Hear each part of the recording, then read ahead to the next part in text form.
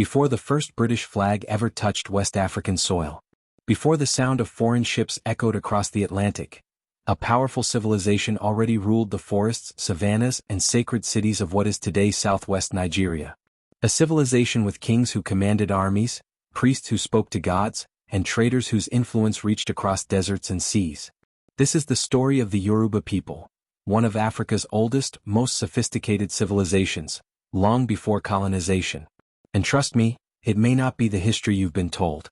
Long before Europeans documented Africa, the Yoruba had already built a world rooted in faith, art, and cosmic order. At the center of their worldview was Ifa, a divine system of wisdom preserved through 256 Odu verses, a philosophical code as complex as any ancient scripture. Their priests, the Babalawo, were scholars, historians, spiritual advisors, and scientists of their era. The Yoruba believed the universe balanced between the visible world, I, and the spiritual realm, Orin, a concept far ahead of its time. Their deities, the Are with grave, were not just worshipped, but woven into daily life. Ogun ruled iron, war, and innovation. A with grave and G commanded thunder and justice. Obatala shaped humanity. Yamaja nurtured life and waters. This wasn't mythology. This was a complete spiritual ecosystem that guided politics, law, medicine, ethics, and even diplomacy.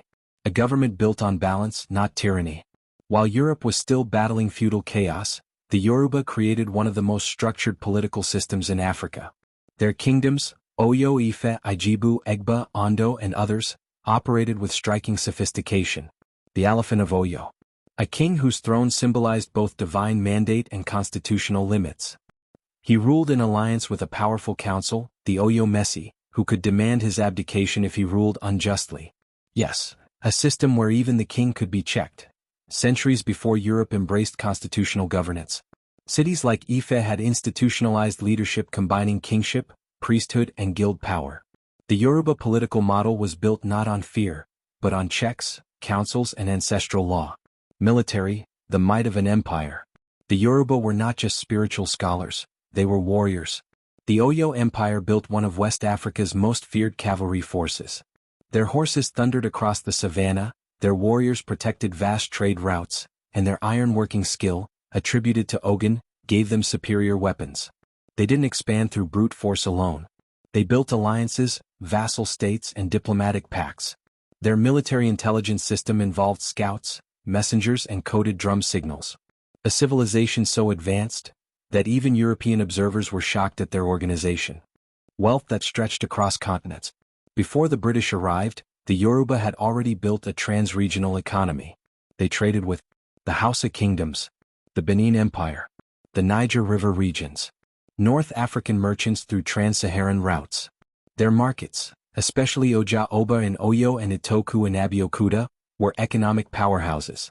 Yoruba traders moved in caravans carrying ivory, kola nuts, cloth, iron tools, leather, salt, precious beads, arts and bronzes that rivaled Renaissance sculpture. Their urban centers were organized, taxed, and secured long before colonial rule. A society built on art, honor, and lineage. Yoruba society was vibrant, artistic, and deeply structured. Family lineage ideal. Every person belonged to a lineage with its own ancestors, taboos, and responsibilities. Festivals and ceremonies. The Olojo festival in Ife, Egungun celebrations, and jellied masquerades blended spirituality with entertainment, preserving history through dance, masks, drumming, and poetry. Art and bronze casting. The ancient Ife bronze heads, crafted with unbelievable anatomical precision, stunned the world. European archaeologists refused to believe Africans made them, they were that advanced. This wasn't a tribal society. This was civilization, structured, spiritual, culturally immortal. But then, something changed. As the Yoruba kingdoms thrived, a distant power was rising across the ocean, a power hungry for land, wealth, and control. Their ships would soon anchor near the coast. Their soldiers would march inland. Their flags would rise where ancient kings once ruled. And the Yoruba world, with its kings, warriors, priests, and traders, was standing right at the edge of the greatest disruption in its history. The storm was coming. And that storm had a name. The British Empire. Before the British Empire ever imagined planting its flag in West Africa, the Yoruba world was already a constellation of powerful kingdoms, each with its own armies, wealth, culture, and ambitions. And when these giants clashed, the ground shook. This is the untold story of Oyo, Ife, Egba, Ijebu, Ekiti, and the many subnations whose rivalries shaped the destiny of the Yoruba civilization long before colonization. Ife, the cradle of the Yoruba world. Long before war drums thundered across Yoruba land, there was Ife, the spiritual heart, the birthplace, the sacred cradle. Ife wasn't just a city. It was origin, where the gods were said to have descended, where Odujuwa founded the first Yoruba dynasty. The Uni of Ife wasn't merely a king, he was the spiritual father of all Yoruba rulers. Even rival kings bowed spiritually to Ife's authority. Yet, while Ife commanded spiritual respect, other Yoruba kingdoms rose with military power. Wow, the warrior empire. If Ife was the spirit, Oyo was the sword. From the 14th to 18th centuries, the Oyo Empire dominated West Africa, feared for its elite cavalry and strategic warfare. No other Yoruba kingdom matched Oyo's military brilliance. Their armies swept across the savannah. Their horses thundered through enemy lines. Their generals, the Arona Kakanfo, were legendary warriors expected to fight to the death before accepting defeat. Oyo conquered territories, demanded tribute, controlled trade routes, and expanded westward, northward, and southward. For centuries, Oyo was unmatched. But power attracts rivalry, and ambition breeds conflict. The rise of Ijebu, the wealthy gatekeepers. While Oyo dominated through war, the Ijebu kingdom ruled through commerce. Located between the inland cities and the coast, they controlled the trade routes connecting Yoruba land to foreign merchants. Gold, ivory, hardwood, crafts, slaves, textiles. If goods passed through Yoruba land, Ijebu taxed them. Their wealth was legendary, and with wealth came power. Ijebu cities like Ijebu Ode were fortified, wealthy, and politically sophisticated.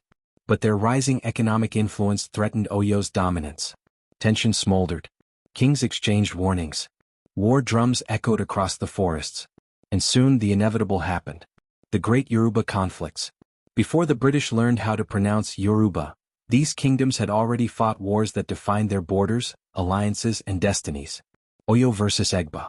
The Egba people, centered around Abeokuta, once lived under Oyo influence. But as Oyo began to overstretch its empire, Egba city-states pushed for independence. The Egba formed powerful war camps. Abeokuta, meaning under the rock, became their shield. They fought both Dahomey invaders and Oyo pressures. Their warriors, including the legendary Madam Tinyabu in later centuries, became symbols of resistance and strategy. Oyo versus Ijebu. This was a clash of titans. Military might versus economic power. The Ijebu, master traders with a near monopoly on coastal routes, refused to bend to Oyo's demands for unrestricted trade. Border disputes grew heated. Tributes were refused. Ambassadors were insulted. And soon armies marched. Battles erupted along the forests and river valleys. Neither side could fully defeat the other. The conflict weakened both, setting the stage for future instability. The Ekiti-Parapo Confederacy. The Ekiti, known for scholarship, arts, and organized kingdoms, formed alliances to resist domination from Oyo and others. When internal rivalries and external pressures intensified, the Ekiti, Ijesha, and allies formed the powerful Ekiti-Parapo Confederacy. Their unity showed something profound. Yoruba land wasn't just kingdoms. It was a weaving of cultures learning to survive powerful storms. Before the British arrived, Yoruba land wasn't a land waiting to be civilized.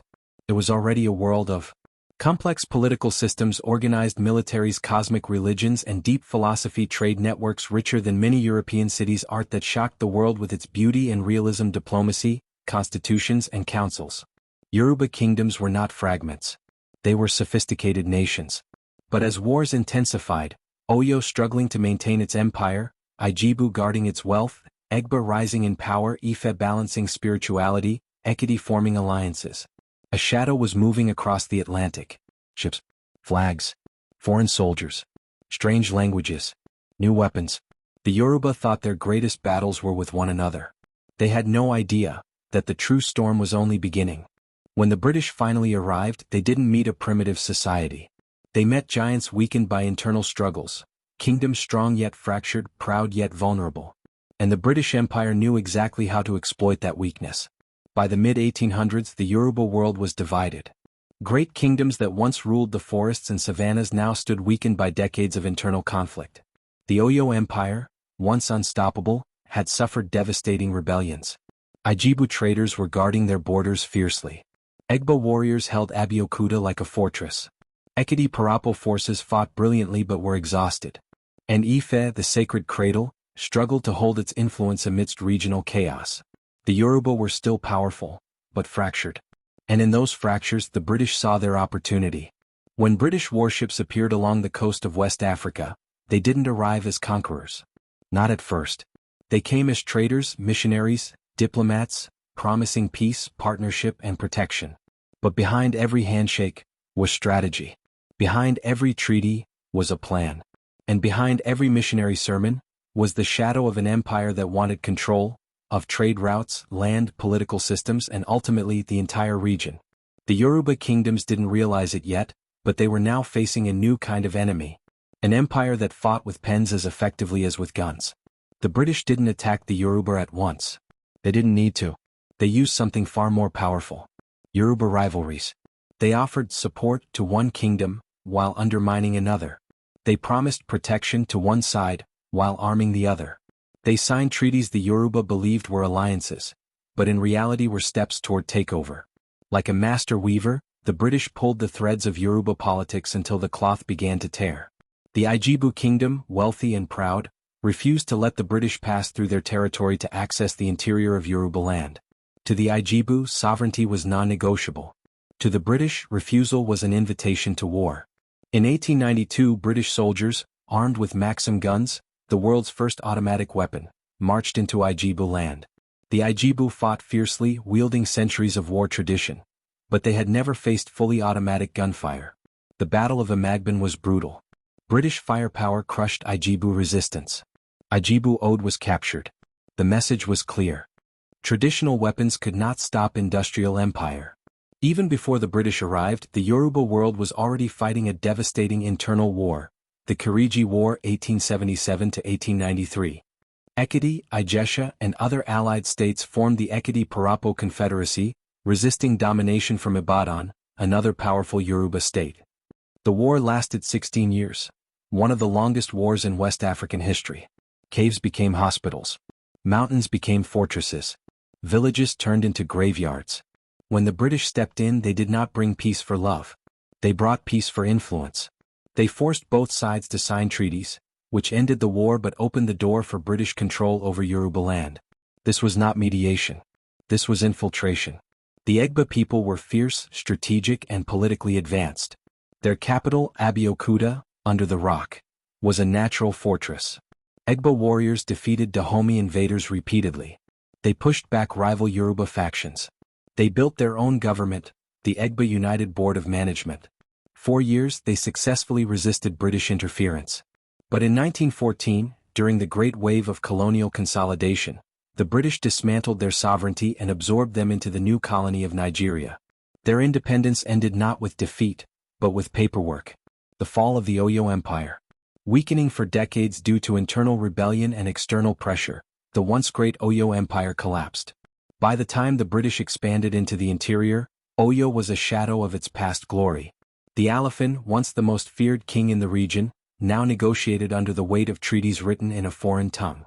The empire that controlled half of West Africa fell without a final grand battle.